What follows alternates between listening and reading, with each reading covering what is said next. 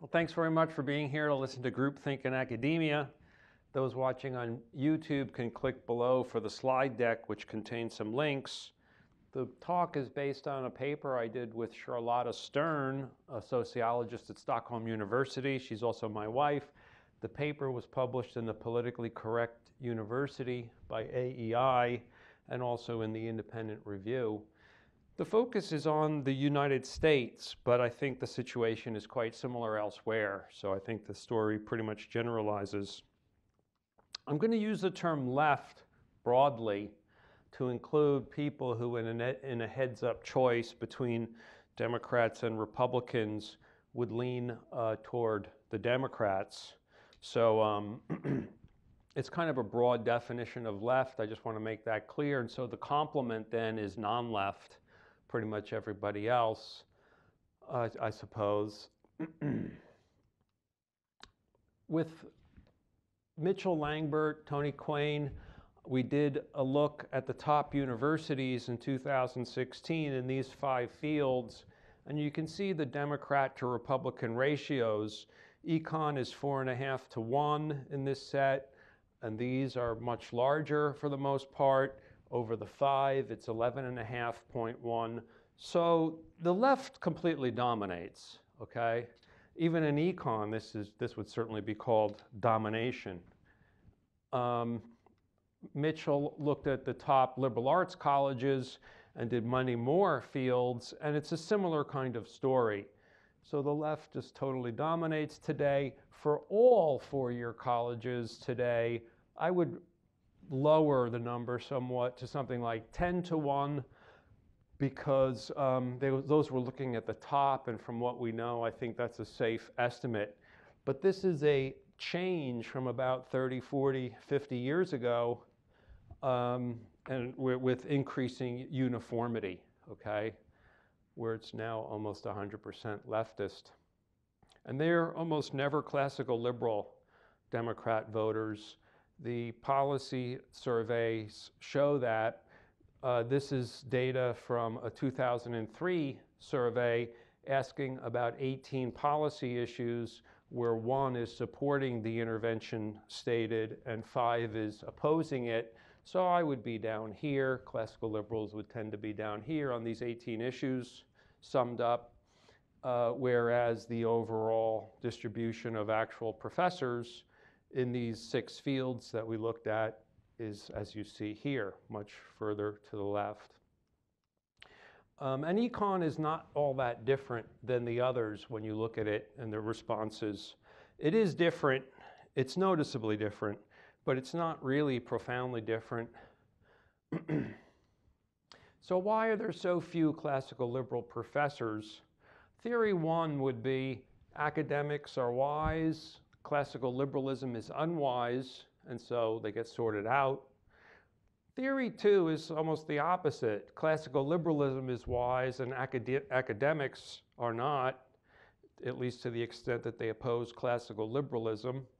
And I'm going to proceed on theory 2. This is sort of an assumption that we're working with, but it still raises the issue, it especially raises the issue, why would they be rare, classical liberal professors and other, non-left professors? And I think it relates to the much broader question of why classical liberals are rare in general, just among people at large throughout society. And it's intertwined with these larger cultural issues. So we're going to speculate on how this could be, focusing on academia. I'm going to broaden it a little later. I want to start with these ideas of groupthink, for example, by these scholars. He's especially famous for this. The idea is that a group can make bad decisions and hold defective beliefs because of excessive concurrent seeking within the group, a lack of critical examination, too insulated from outside criticism, outsiders are stereotyped, and the group validates its own beliefs and decisions. There's little independent testing, analysis, or evaluation. I do want to emphasize that we are presupposing defectiveness in the beliefs. So this is a pejorative. The context that they study are narrow policy decisions taken by small groups. These are some of the famous examples they investigate, and these are recognized as fiascos after the fact, even by the perpetrators themselves.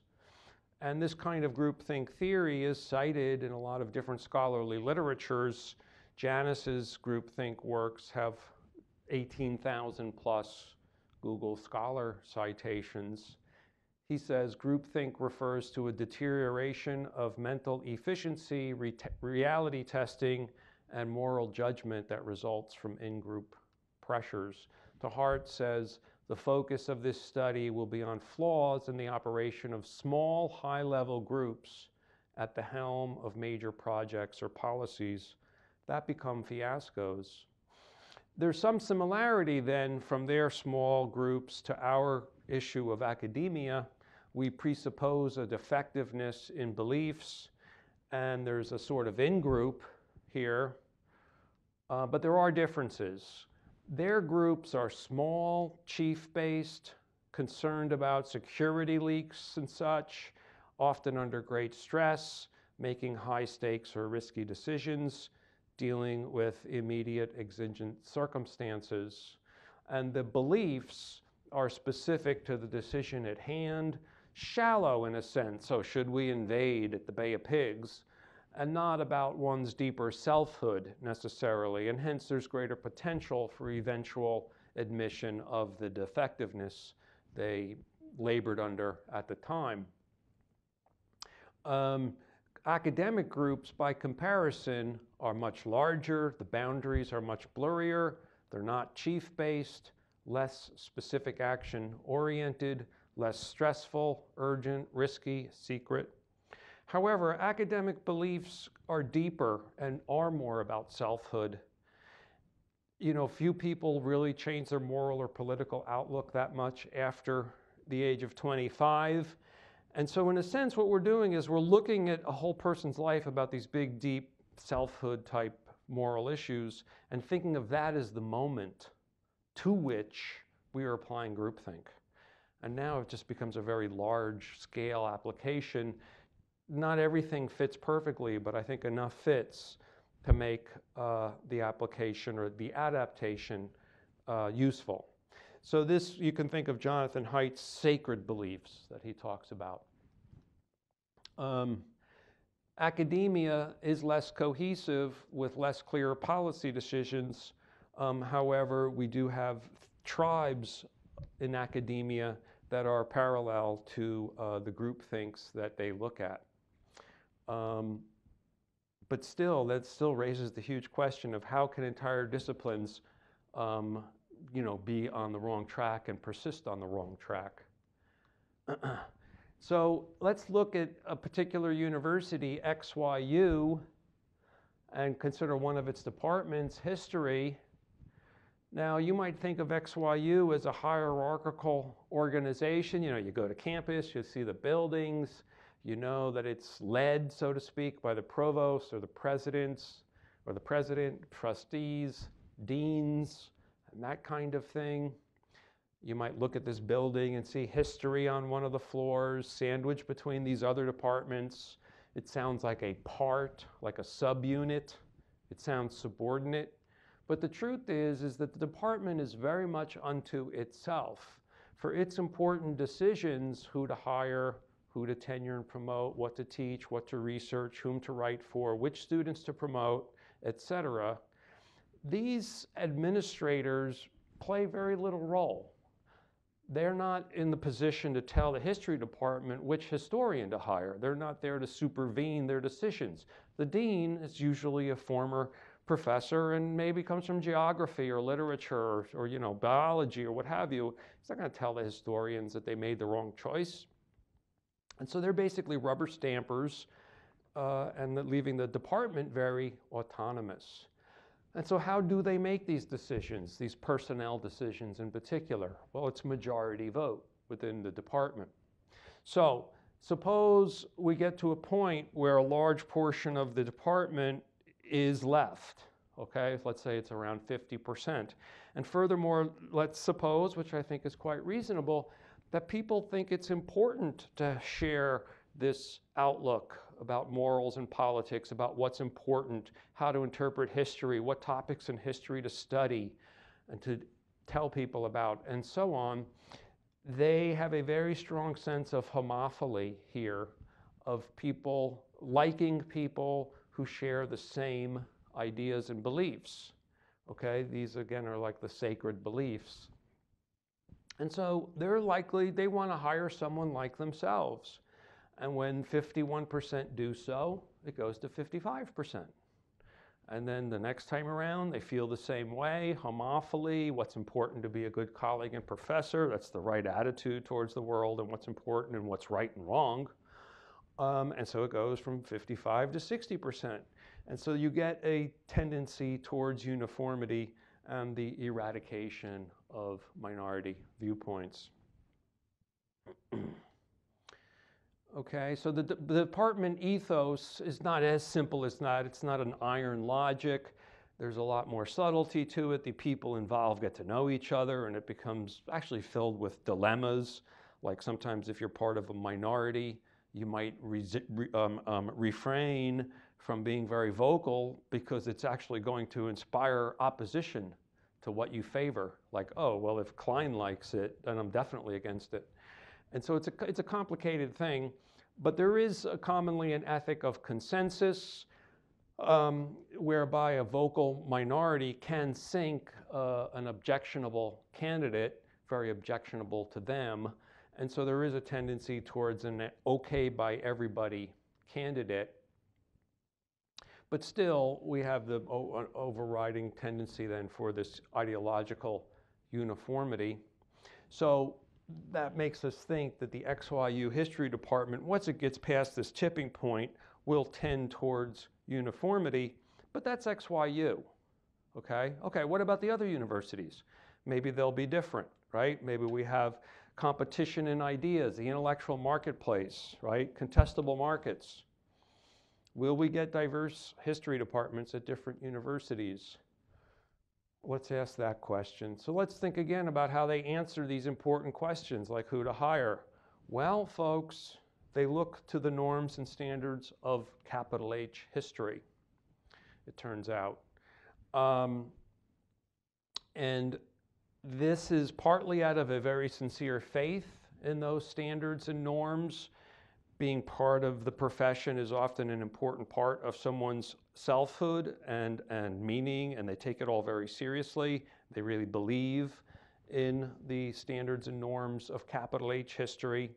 But also, you got to realize that there's going to be in these situations with, I don't know, 15, 20, 30 people sometimes in a department, a practical need for focal points for answering these kinds of questions.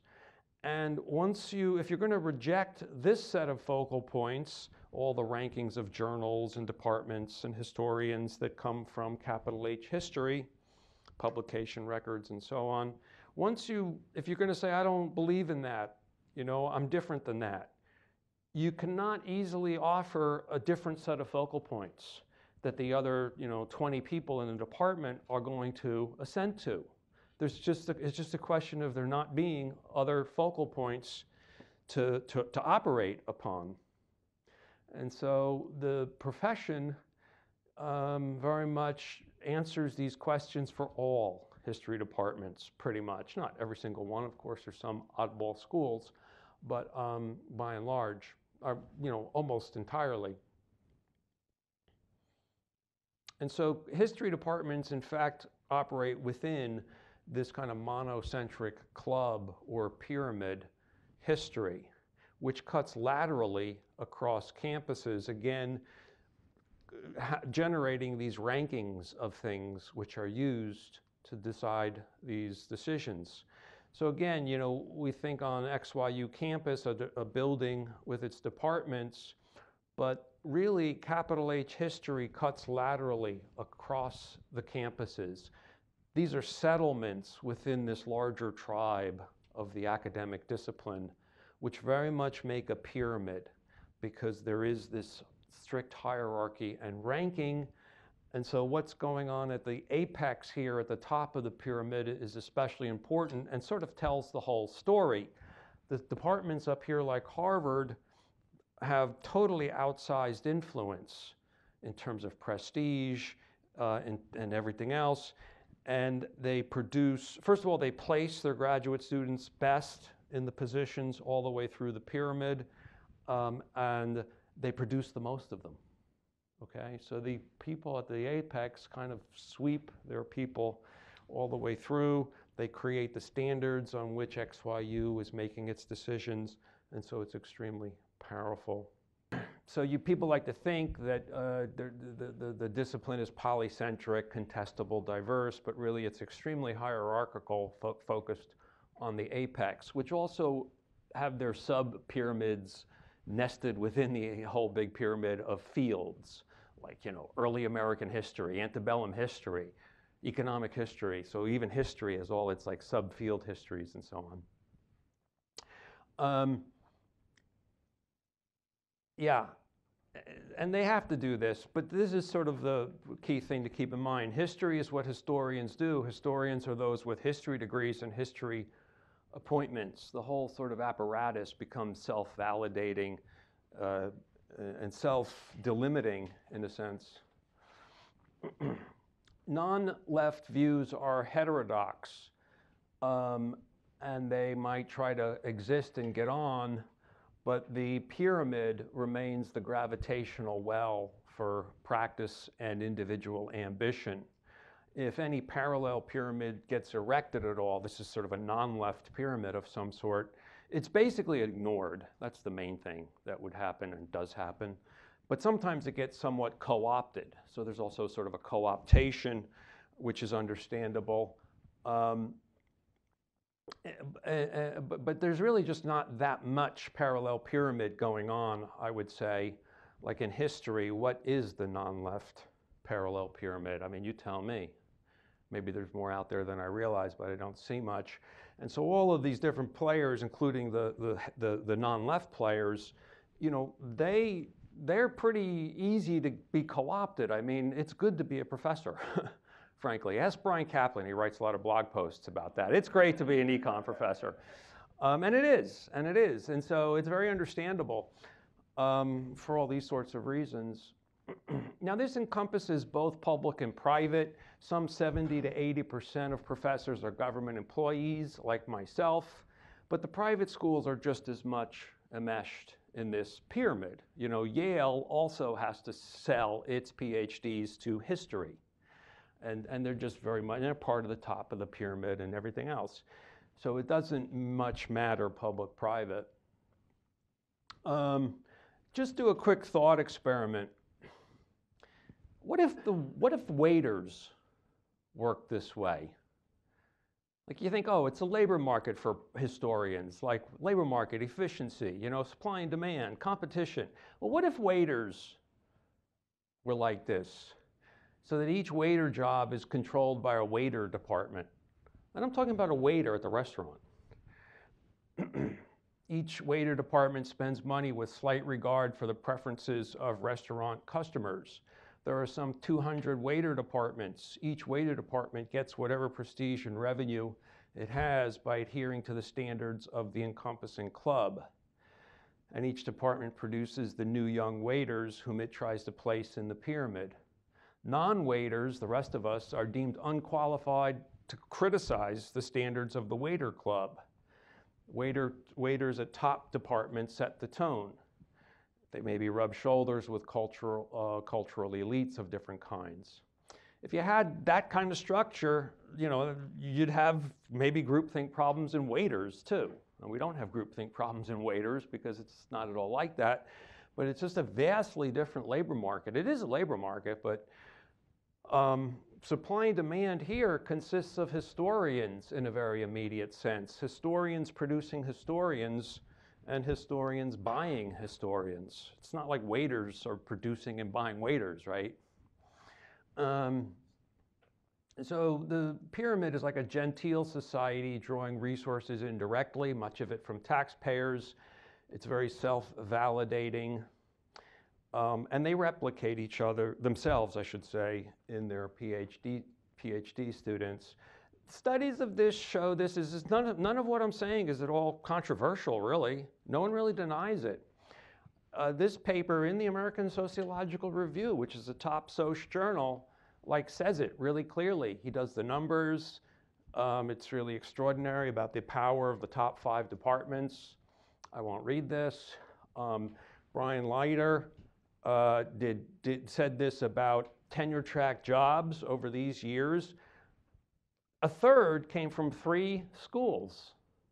3 schools filled a third of the top jobs, of the tenure track jobs. And this is not unusual. I mean, this is just the way the system works.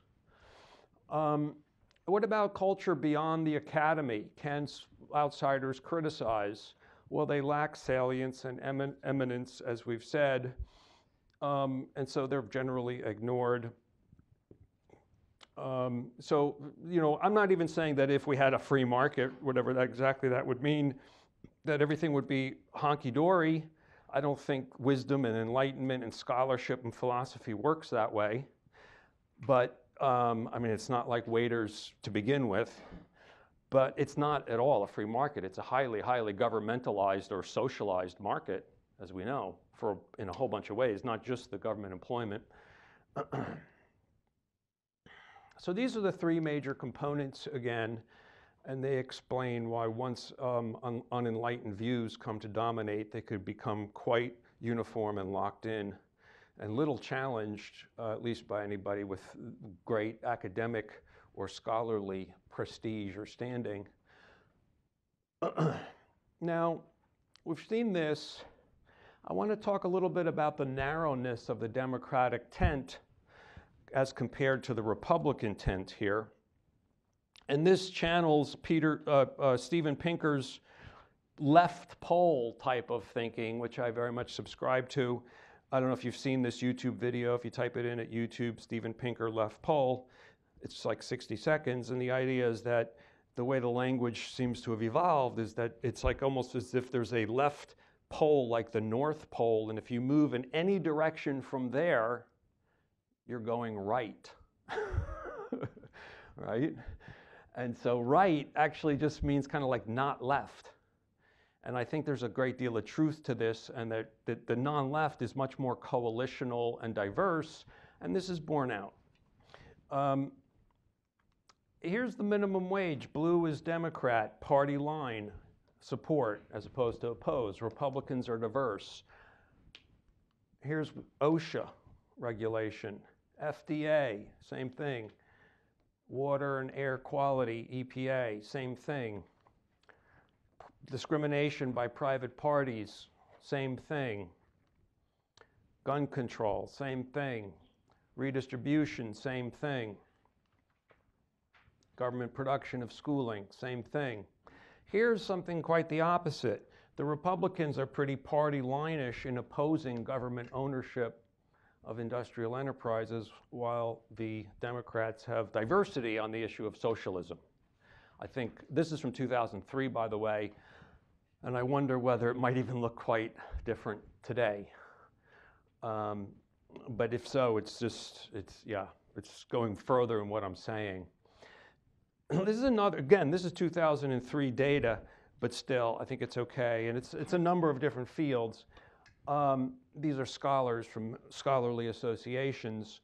This is the Republicans' policy view scores by individual, by different fields, mapped in this support the intervention, oppose the intervention over the entire 18 issues. Okay, so this is all 18 issues we asked about. And it included immigration and drugs and military. And so there was plenty for, Democrats to show their classical liberalness. I don't think it's a biased set or non-representative set or something terribly. So this is all 18, whereas I just showed the couple of selection. And here are the Republicans in their distribution. Now I'm going to flick to the Democrats, and I tried to make it line up just the same so you can see. Here's Republicans. There's the Democrats. I'll go back. Republicans, Democrats. So what's the difference? First of all, they're further to the left. They're more supportive of the interventions. And secondly, they're much more tightly bunched together. They're less diverse. And that's shown numerically by just summing up the 18 standard deviations over the 18 policy issues, and you have a narrower tent for the Democrats. And I think this is generally true and reflects something very true generally about the so-called right versus the left. Another thing to know is that our members of the Scholarly Association were asked, do you work in academia or private industry, government sector, independent research?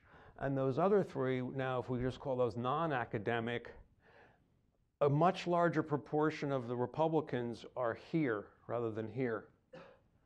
So there's a very noticeable tendency and statistically significant tendency for Republicans to land outside of academia. Now, mind you, these are members of the American Anthropological Association, the American Economic Association, the American So these are scholars. These are people with PhDs mostly. You can't say, oh, Republicans don't care about scholarship and study. They're members of these associations. They're on the mailing lists we got. And when you break this down by fields, and you just say, if you have a Republican, what's the chance that he's outside of academia? For a Republican, it's over 47%, and for a Democrat, it's about 27%. So there's a very strong kind of smoking gun here about Republicans being sorted out one way or another, Republican scholars from academia. Now let's tell you a little bit about what Janis says in summarizing, and you just think about this now in terms, because I want to make this case that the groupthink theory is adaptable to academia. Antecedent conditions, decision makers constitute a cohesive group, structural faults or problems of the organization, insulation of the group, homogeneity of members' social background and ideology. Symptoms, overestimation of the group, illusion of invulnerability, belief in inherent morality of the group, closed-mindedness, collective rationalizations, stereotypes of outgroup, self-censorship, illusion of unanimity, direct pressure on dissenters, self-appointed mind guards, kind of righteous types who beat down the dissenters. Symptoms of the decision-making, incomplete survey of alternatives, incomplete survey of objectives, failure to reappraise initially rejected alternatives, poor information search, selective bias in processing information at hand. Let me read these. One of the symptoms of groupthink is the members' persistence in conveying to each other the cliched and oversimplified images of political enemies embodied in long-standing ideological stereotypes. When a group of people who respect each other's opinions arrive at a unanimous view, each member is likely to feel that the belief must be true. This reliance on consensual validation, or circular validation, as I called it in a previous slide, tends to replace individual critical thinking and reality testing. So just in terms of a narrative here, from, say, the early 70s, the Dems, the left, had this kind of preponderance. The heightened uniformity made the group overconfident. They faced less testing and challenge. Their habits of thought became more foolhardy and closed-minded, distant from real intellectual critics.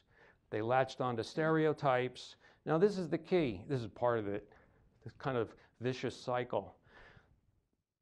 As the quality of belief deteriorates, they feel even more vulnerable and afraid of challenge.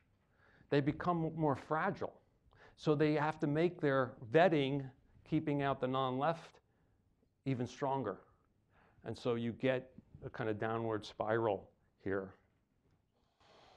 And so we get basically what we've been talking about. You know, I don't want to condemn all academics and all left academics. I think probably a lot of them are doing great work and teaching great courses and so on. But, you know, I do think that a lot of it is just unbelievably bad and a shame. Also for what's not being taught, just the opportunity cost of students not getting the good stuff. Let's go back to this. The tenure vote really cannot be put on trial. They can lynch a non-left assistant professor and get away with it without difficulty. And the non-left folks respond accordingly. Now, sometimes people think, oh, you just need to get tenure. But listen, folks, we're talking about something like an 11-year proposition, grad school and assistant professorship. That's a long time to hold back, to be undercover, to not develop yourself in the ways that you ultimately want to actualize yourself and your thinking. They're not really reversible years.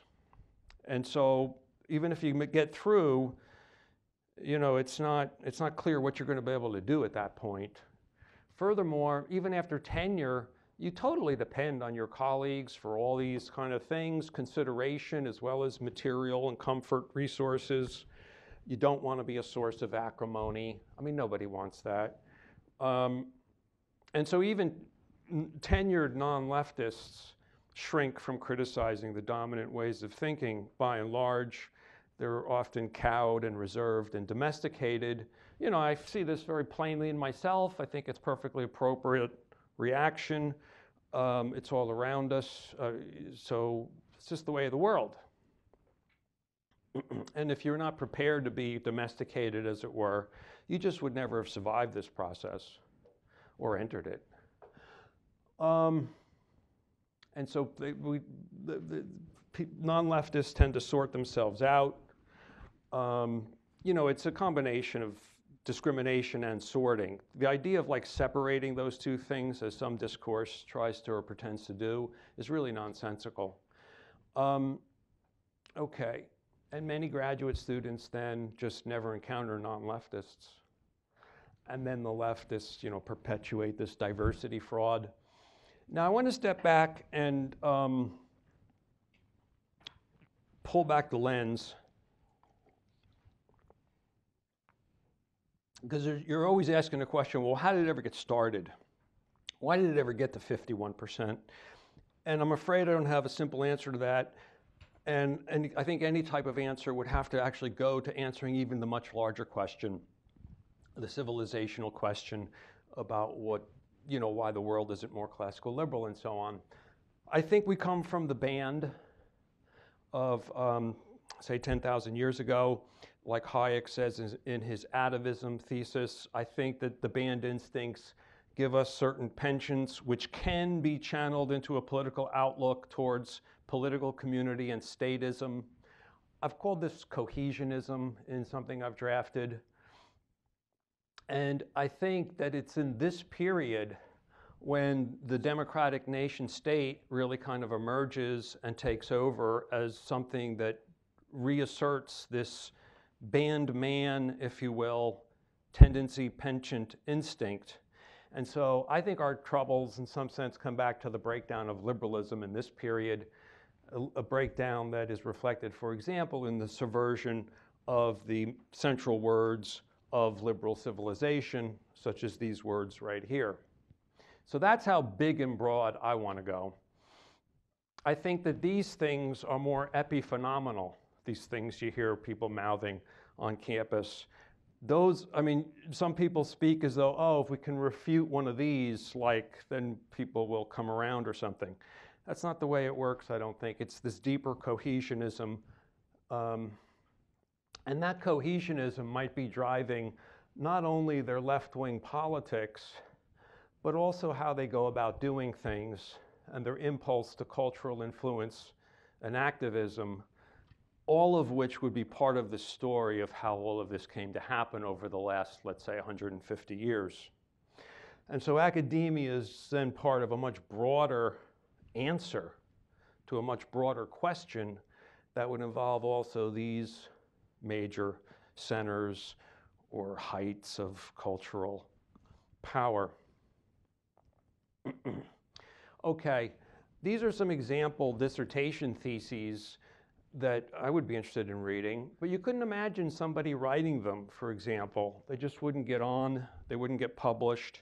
And so we don't see them. They're just sort of like the dog that doesn't bark. They're frozen out. And the editors and referees can resort to all manners of reason to do that. In economics, I could point to some specific, you might say, characteristics of deep groupthink. In Soch, let me just tell you a little bit more about the data.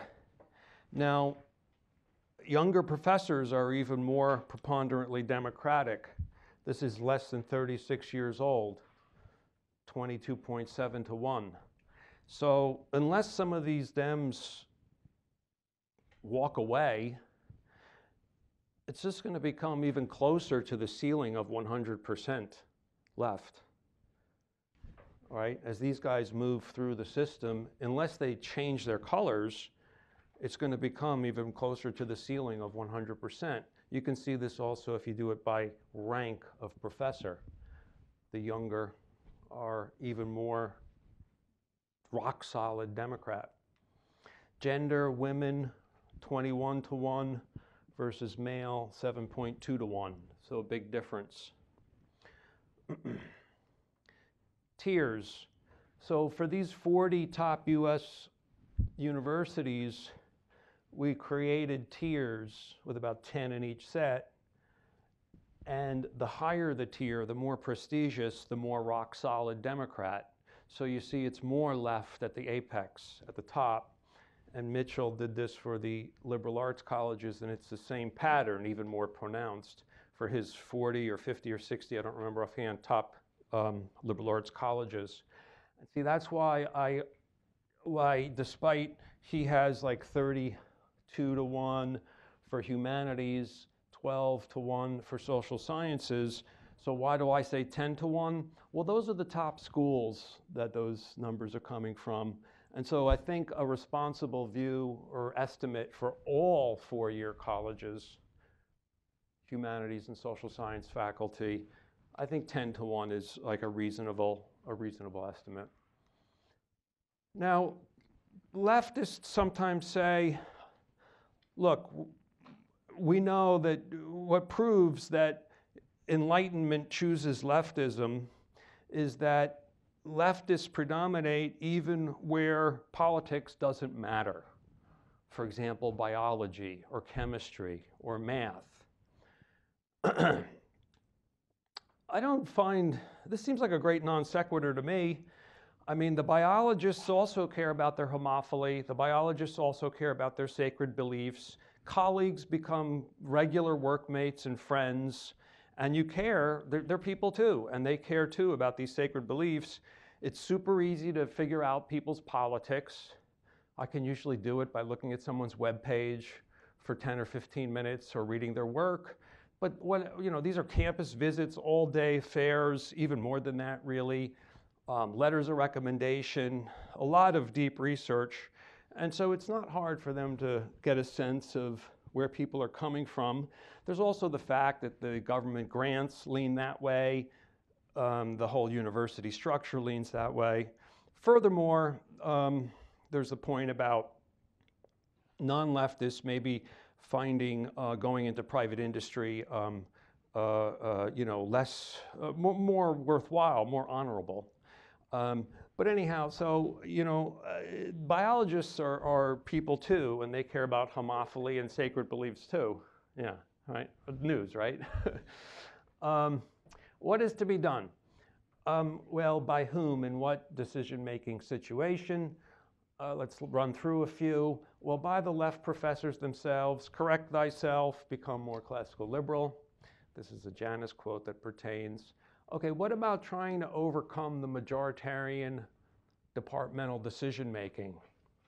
Well, such as affirmative action, like checking an ideological box, or Stephen Balch's idea of establishing property rights within a department such that each faction gets its inning or turn in hiring somebody, and so they actually take turns and therefore can maintain their 20% rather than just being driven out to zero. I just don't think these are feasible or workable or likely myself, but it's worth thinking about.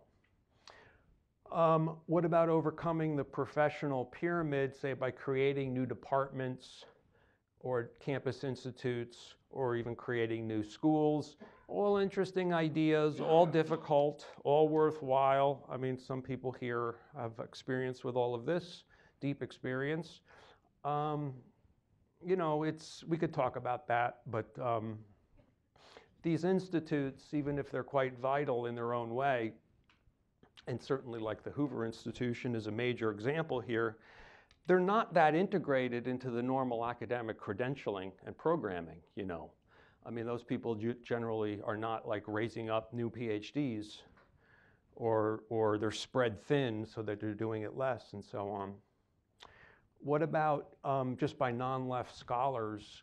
Well, you can try to challenge them from outside the academy, maybe create something like a scholarly intellectual dark web. You can try to create networks like these different organizations do. God bless, hallelujah. Very American, by the way. There's not too many countries where this is happening in any significant degree.